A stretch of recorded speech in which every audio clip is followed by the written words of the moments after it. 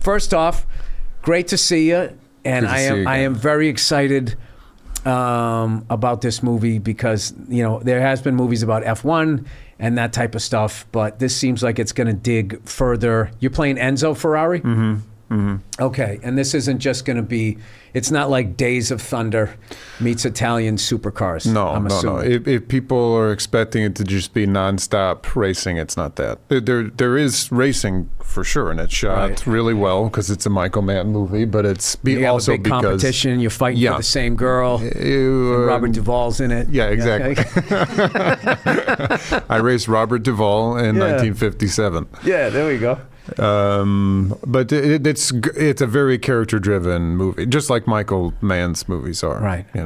So hopefully by the time that somebody actually crashes, you care that they live or die. Well, one of the few books I've read in my life, I was saying, I read this. That wasn't a sports autobiography. I read this book called The Limit, and it was this amazing story. Basically, it was a history of F1, kind of like how dangerous it was in the 1950s. And I looked up most of some of the worst of these crashes, and it would be literally like on straightaways. They would just have spectators standing behind like a yellow rope. Yeah. And it's a straightaway, so they weren't expecting centrifugal force to affect it, but then they would hit each other and they would go into the crowd, and so many people would die, and nobody got sued back then. But this book was called The Limit and was about the first American to win the F1 championship. And as much as it was about the race and the danger and everything, there was this one story that kind of gave me a hint into the complexities and the drama of Enzo Ferrari. The guy that you're playing was, when Phil Hill was the name of the guy, the American driver, when he got his first car, the last driver had just died. And so then they're calling you up, and he couldn't believe he got the call. And when he got the call, in the floor pan, there was a hole like the size of a quarter in the floor pan of it. And they're, all right, this is your car. And he asked why the floor pan, why it had the hole in it. The last driver got decapitated and bled out in the car. So they just drilled a hole and they hosed it out.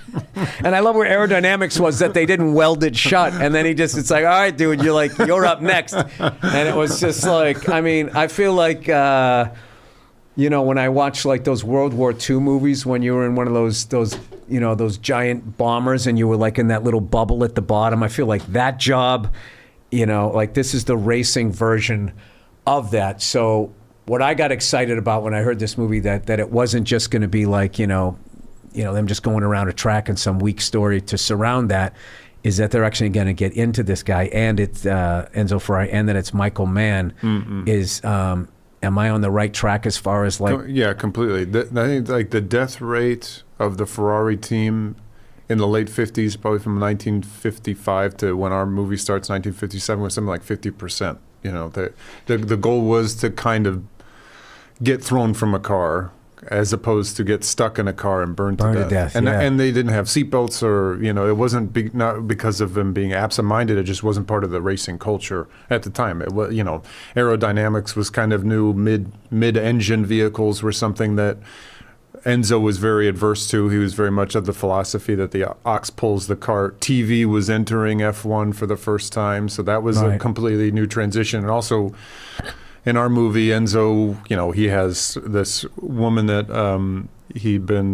that he had a child with named Lena Lardy, who he had a kid with. The son was about to be confirmed. He didn't know if he was going to be confirmed as a Lardy or a Ferrari, even though everybody in the town knew who he was, except his wife Laura, who he ran the business with. His son, who was on his way to be an engineer, died when he was about 21. So it's very much. Didn't he name the Denali after him? Oh, he made the Enzo after. The Enzo after. Yeah. Oh, or okay. the Dino. Sorry. The Dino. Yeah. Okay. I just saw one of those recently, and it's this episode 1 of season 5 of Kojak. No, I live in the past. I can't deal with Kojak, today. like the Kojak? Kojak. Yeah, right. Which, okay. by the way, my 3.5-year-old son loves. Oh, really? Yeah, there's something about it. There's cars, there's shooting, there's good-looking women, and there's this gorgeous woman. She just comes walking out of the elevator. She walks by 2 Porsches and then gets in the whatever the Denali. I thought it was called Denali. I have no idea. That early '70s one, and it's gray too, which is a really unique color. And then of course somebody gets shot next to a yellow Pacer, which I thought was interesting to have all of those cars and then just have that in there. But anyway. What I love about your career, other than that, you know, you're amazing at what you do, is like you just seem to be working with like you work with directors that are also like I think have the same approach that you do, or so you just seem like you like it's you want to do. You're always going for something great. So I always know that if you know if I'm scrolling on Netflix or whatever, and if I see your face, whatever it is, it's like fuck. No, I know this guy doesn't just. You know, this isn't going to be fucking Police Academy 6, and he's buying a house in Malibu, like that thing. Like, hey, you know, it's about time I get paid. I'm doing Con Air Part 9, which I don't judge anybody anymore, the way they're not fucking paying anybody. Everybody's doing commercials now. You're one of those guys. So you get to work with Michael Mann, who, it's amazing. Basically been watching his movies my entire life, and I thought he had way more. So before I came in here and I looked at the ones that he did, he doesn't have nearly as many movies as I thought. It's just that he just hit so many home runs. Right, yeah. You know, like I actually, like last year I went back and I watched like Thief, which I think was his first one. And obviously I saw like the Heats, Heat and all of that, which, you know. The Insider, Last of the Mohicans. Insider I loved. Collateral, Ali, you know, I think they have staying power and they're timeless because he's so specific. So every time you watch them, even Heat, I've seen probably 200 times, and every time I watch it, I always see something different about, oh God, like that it's such a great detail that I never picked up on before. Yeah. And it's the same with this. I don't think it's kind of impossible to watch this once. I mean, it's very possible. But so what's that like when you get in? You're with the guy. Okay, you're working with somebody who's a legend like that as a director. Mm-hmm. They obviously know what they're doing. Yeah. And then he gives you a direction, and you're thinking of going in a different direction. Is there anything in your head going like, well, that was Michael Mann. I can't say, hey, I was thinking of... You have to try it, I would say, because it might be a good idea. But then at the same time, he is also trying to figure out how to communicate with you, just like you're trying to figure out how to communicate with him, and you can't keep each other from each other. Like you can't keep it like, oh, I'm secretly going to do something else. If you disagree, then you kind of have to talk about it. Have you ever tried that?